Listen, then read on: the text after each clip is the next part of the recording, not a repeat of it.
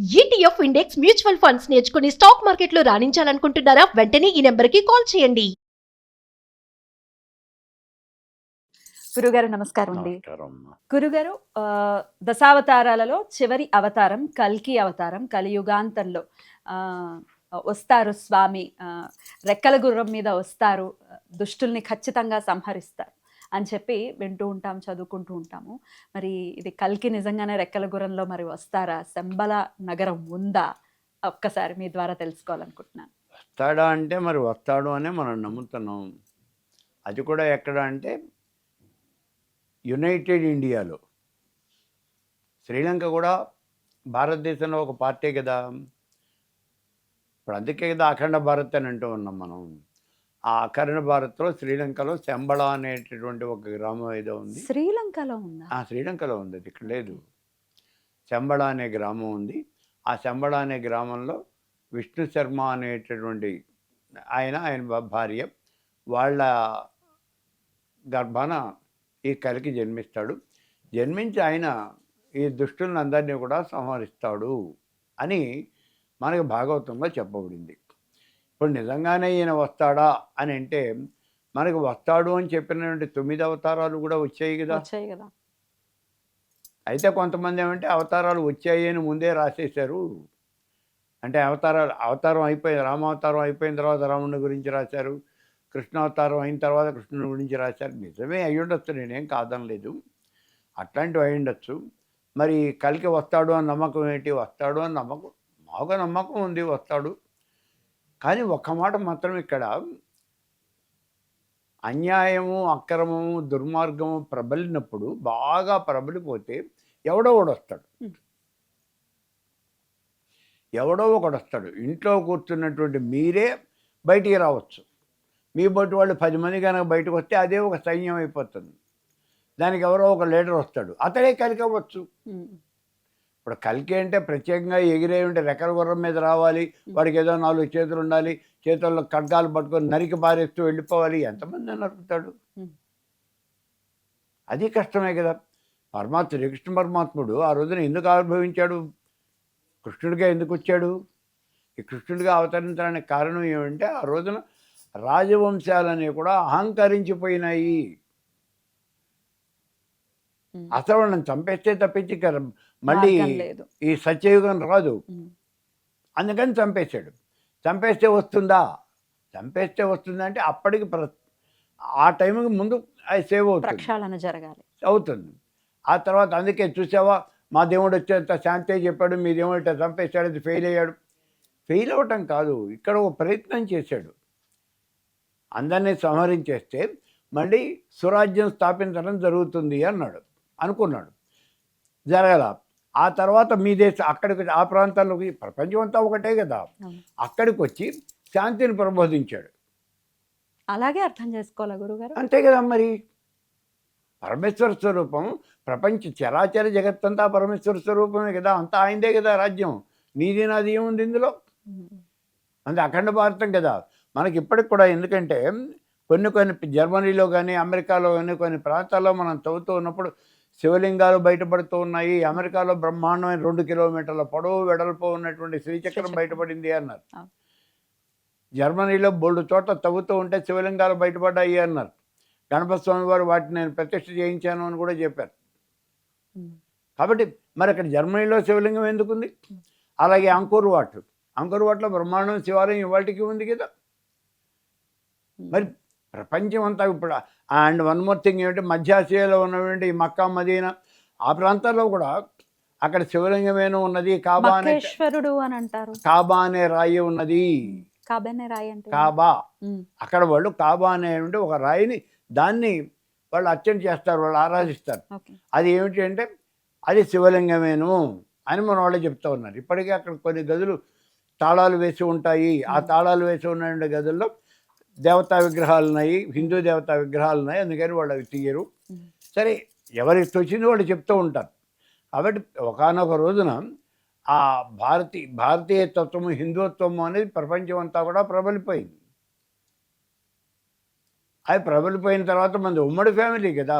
ఆ ఉమ్మడి ఫ్యామిలీ క్రమేణా పెరుక్కుంటూ ఎవరికి వాళ్ళు అయిపోయారు. సో ఇప్పుడు ఇలా అయిపోయినటువంటి ఈ తరుణంలో కలిగి వస్తాడా అంటే రావచ్చు. వస్తాడనే మనకి పురాణాలు చెప్తూ ఉన్నాయి, కాబట్టి వస్తాడనే మనం నమ్ముతూ ఉన్నాం. కలియుగాంతంలో జరుగుతుంది అని అంతే. అంటారు. ఇంకా చాలా టైం ఉంటుంది. చాలా టైం ఉంది. చాలా టైం ఉంది కానీ ఇప్పుడు చూస్తున్నవే భయం వేస్తున్నాయి. కదా. ఆ యుగాంతం అప్పుడు ఎలా ఉంటుంది? అదే మార్పు రావాలి అంటే కుళ్ళిపోవాలి. ఒక మాట గుర్తుపెట్టుకోవాలి మనం. మనకి కాలుకి షుగర్ వచ్చింది, ఆ కాలు తీసేయాలి అంటే కాలుకుడి కేవలం అదేదో చిన్న గడ్డ రాగానే కాలు తీసేయడు. ఆ కాలు దగ్గర కుళ్ళిపోయే పరిస్థితి వస్తే అప్పుడు కాలు తీసేస్తాడు. కాబట్టి ఇక్కడ కూడా ధర్మం అనేది ఇప్పుడు ఏదో ఒక పాదంతో ఉంది అన్నారు, ఒక పాదం కూడా విరిగిపోవాలి కదా. ధర్మం అనేది పూర్తిగా అడుగంటిపోవాలి, ఏమాత్రం ఏమీ మిగలకూడదు, అంతా దొంగల రాజ్యం అయిపోవాలి. అప్పుడు మాత్రమే మళ్ళీ పునఃప్రతిష్ఠ అనేది జరుగుతుంది. మరి ఇది జరగడానికి ఎంత టైం పడుతుందండి? యుగాంతం దాకా టైం పడుతుంది. ఈ మధ్యన ఆయన ఎవరో 2000 సంవత్సరాల కల్లా యుగాంతం అయిపోతుంది అని పుస్తకాలు ప్రింట్ చేసి అమ్మేసుకున్నాడు. 2012 కూడా అయిపోతుంది. అయ్యో, వాడు ఎప్పుడు గుర్తొస్తే అప్పుడు ఓ టైం ఓ పుస్తకం ప్రింట్ ఇస్తాడు, అమ్మేసుకున్నాడు, డబ్బులు సంపాదించేసుకున్నాడు. మరి యుగాంతం అయిపోతే ఈయన డబ్బులు ఎందుకయ్యా? స్కైలాబ్ పడుతుంది, ప్రపంచం అంతా నాశనం అయిపోతుందని అప్పట్లో 60వ దశకంలో చాలా పెద్ద ప్రచారం జరిగింది. ఆస్తులు అమ్మేసుకుని మరి ఎంజాయ్ చేసేస్తారని విన్నాం. దీని గురించి చేశారు. ఒకటేంటి చెప్పారుగా, పుస్తకాలు ప్రింట్ వేసుకున్నారు, ఓ పెద్ద సభలు పెట్టారు. మరి ఏం చేస్తారట? ఇక్కడ ఇదేమిటి అంటే ప్రళయం వచ్చేటప్పుడు పాక్షిక ప్రళయమా సంపూర్ణ ప్రళయమా అనేది తేడా ఉంటుంది. పాక్షిక ప్రళయం అనేక సార్లు వస్తుంది, అంటే ఈ వరదలు తుఫాన్లు అటువంటివండి. మనకి వచ్చిందిగా. ఇప్పుడు మహారాష్ట్రలో లాతూర్ భూకంపం వచ్చింది కదా, మరి ఆ చుట్టుపక్కల ప్రాంతాల్లో ఉన్న వాళ్ళంతా చచ్చిపోయారు కదా, అది పాక్షిక ప్రళయమే. అలాగే మనకి 1972 సంవత్సరంలో 1972లో దివితమ్మలో ఆ సముద్రం పొంగింది కదా, దగ్గర 1,00,000 మంది జనాభా చచ్చిపోయారు కదా, పాక్షిక ప్రళయమే. ఇప్పుడు కరోనా లాంటిది కూడా ప్రళయం లాంటిది అంతే కదా. అవి కూడా అవి ప్రపంచం మొత్తానికి సంబంధించినటువంటి ఎంతమంది చచ్చిపోయారో లెక్కలేదు, కోట్లలో చనిపోయిన పరిస్థితి పోయారు. అలాగే జపాన్లో ఒకసారి సునామీ ఏదో వచ్చింది. ఇవన్నీ కూడా పాక్షిక ప్రళయము అని అంటారు. అంటే ఎందువల్ల వస్తుంటాయి ఇటువంటి పాక్షిక ప్రళయాలు? ఇప్పుడు మనం చెప్పాలి అంటే అక్కడ పాపం పెరిగిపోయింది, జనాభా తగ్గిపోవాలి, అందుకని వచ్చింది అని అంటారు. సరే, మిగిలినటువంటి కారణాలు ఏమైనప్పటికీ ఈ పాక్షిక ప్రళయం అనేది వస్తుంది. ధర్మం అంతరించిపోయింది, పాక్షిక ప్రళయం వచ్చింది అని అంటారు. సంపూర్ణ ప్రళయం ఇప్పుడు విజయవాడ కృష్ణా నది అమ్మవారి ముక్కు పుడకను తాకినప్పుడు ప్రళయమే ఇంకా అనేది కూడా వింటూ ఉంటాం గురుగారు. దాని గురించి ఒకసారి. అసలు విజయవాడలో ఉన్న కృష్ణానది అమ్మవారి ముక్కు పుడకని ఎలా తాగుతుంది అంటే అంత ఎత్తున వచ్చినప్పుడు ఇంకా ఏంటంటే 100 మీటర్ల ఎత్తు వస్తే కానీ అసలు ఆ కొండ మీదకి వెళ్ళదు. నిజంగా కనుక జరిగితే ఇంకేం మిగలదు. అదే ఇంకా అది మహాప్రళయం కింద. ఇంకా ఏం, అది కూడా సంపూర్ణ ప్రళయం అంటానికి వీల్లేదు. ఆ ప్రాంతం వరకు మునిగిపోతుంది, పోనీ అటో 50 కిలోమీటర్లు ఇటో 50 కిలోమీటర్లు మునిగిపోతుంది, అంతేగాని ఎలా అవుతుంది? ఇక్కడ కృష్ణానది పొంగినంత మాత్రం చేత అమెరికా మునిగిపోతుందా? ఇంకా అప్పుడు మహాప్రళయాన్ని ఎలా మనం ఊహించడం. ఊరికే మన పుస్తకాల్లో రాశాడు, ఏదో ఇన్ని రోజుల పాటు కంటిన్యూగా ఎండ వచ్చేస్తుంది, వర్షం అనేది పడదు, అప్పుడు కరువు అనేది తాండవం చేస్తుంది, అప్పుడు అందరూ చచ్చిపోతారు, మిగిలినది ఏమీ ఉండదు అని ఇలా అక్కడ రాయటం జరుగుతుంది. ఆ రాసింది మనం చదివాను తప్పించి సంపూర్ణ ప్రళయం రావటం అనేది ఇంతవరకు ఫలానా టైంలో వచ్చింది అని ఎప్పుడూ ఎక్కడా రాయలే. వచ్చినవన్నీ పాక్షిక ప్రళయాలే. యుగం అంతరించిన అంటే యుగాంతం జరిగే సమయంలో ప్రళయంతోనే అవుతుందా?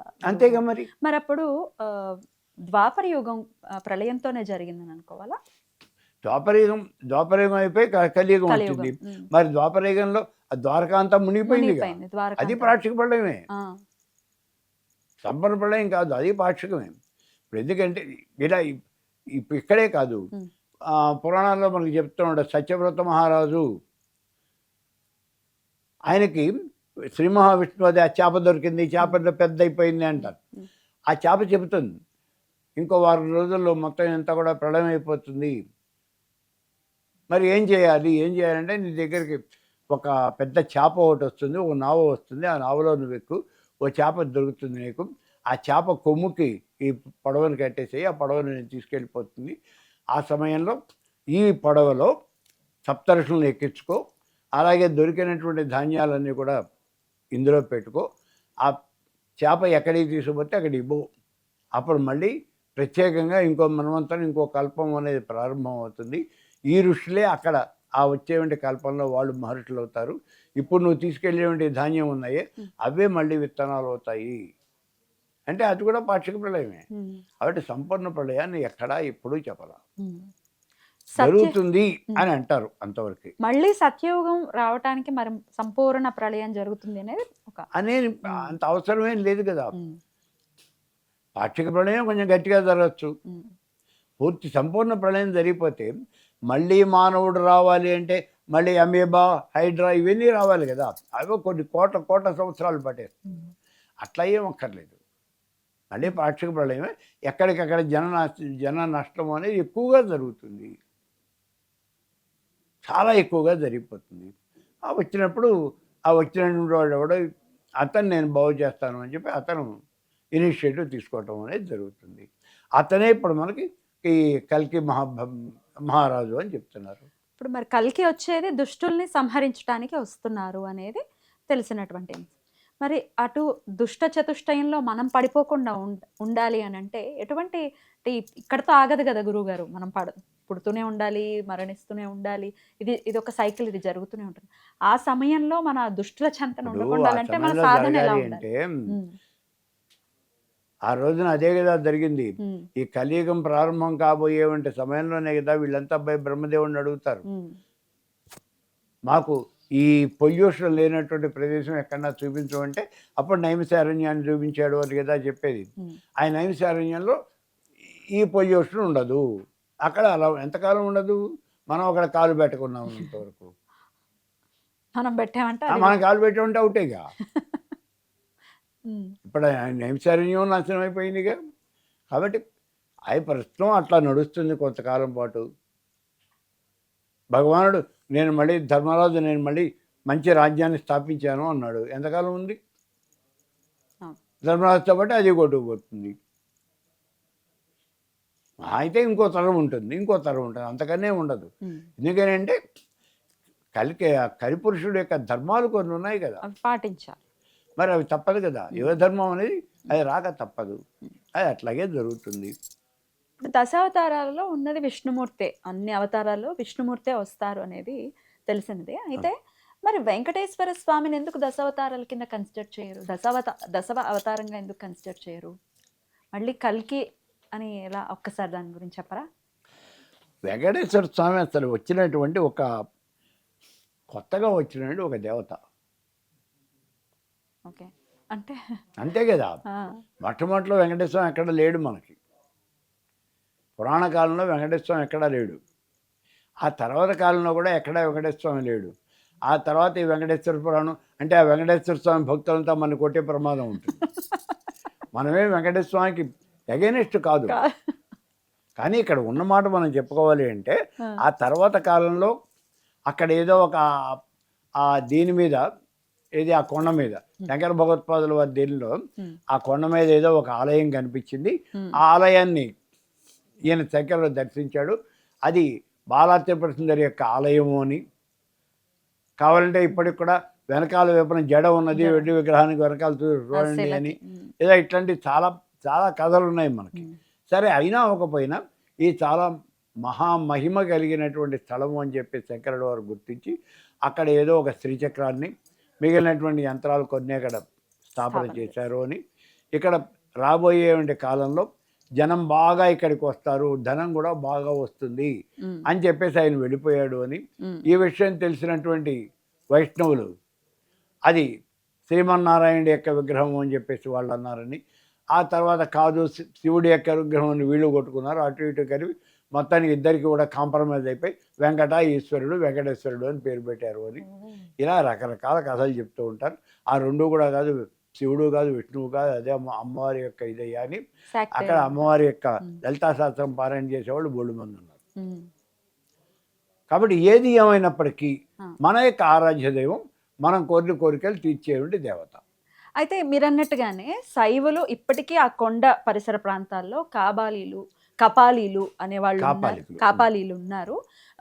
స్వామి యొక్క ఆరాధన చేస్తూ ఉంటారు అని కూడా వింటూ ఉంటాం. ఆ కొండల్లో ఉంటారు అని చేస్తారు. చెప్పి.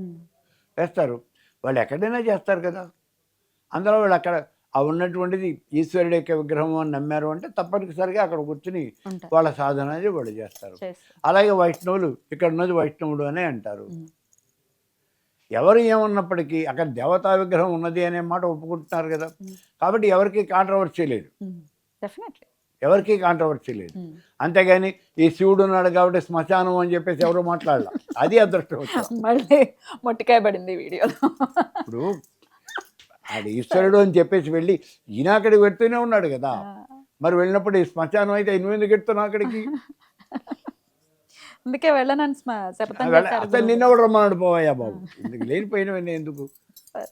అయితే సాలగ్రామ విగ్రహం అదే అని చెప్పి వెంకటేశ్వర స్వామి గురించి చెప్తూ ఉంటారు. అందుకే విపరీతమైన ఆకర్షణ ఉంది అని కూడా చెప్తారు. సాలగ్రామ విగ్రహమేనా వెంకటేశ్వర స్వామి? సాలగ్రామ విగ్రహం అంటే చాలా దేవాలయాల్లో ఉన్నటువంటి విగ్రహాలన్నీ కూడా సాలగ్రామ శిలే. శిల.